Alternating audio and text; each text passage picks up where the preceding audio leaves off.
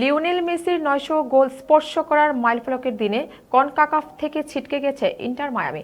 ন্যাশভিলে এফসির সাথে ১-১ সমতায় শেষ হলেও অ্যাওয়ে গোলের নিয়ম অনুসারে টুর্নামেন্ট থেকে ছিটকে গেছে মেসির দল। ম্যাচের মাত্র ৭ মিনিটে মেসির বাঁ পায়ের ম্যাজিকে লিড নেয় ইন্টার মায়ামি। এই গোলের মাধ্যমেই পেশাদার ফুটবলের দ্বিতীয় খেলোয়াড় হিসেবে ৯০০ গোলের অবিশ্বাস্য মাইলফলক স্পর্শ করেন লিও। পুরো ম্যাচে দাপট দেখিয়েছে হাবিয়ের মাসচেরানোর দল। ৫৯% বল দখল আর একের পর এক আক্রমণে কোণঠাসা ছিল ন্যাশভিলে, কিন্তু ফিনিশিংয়ের অভাবে লিড আর বাড়ানো সম্ভব হয়নি।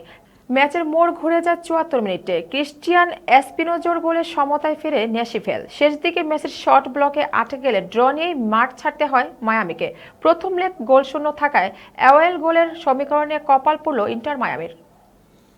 দর্শক, এতক্ষণ সাথে থাকার জন্য ধন্যবাদ। সিএনএন বাংলা টেলিভিশনের পরবর্তী সংবাদ দেখার আমন্ত্রণ জানিয়ে এখনকার মতো আমি শারমিন টুম্পা বিদায় আপনাদের কাছ থেকে। আল্লাহ হাফেজ।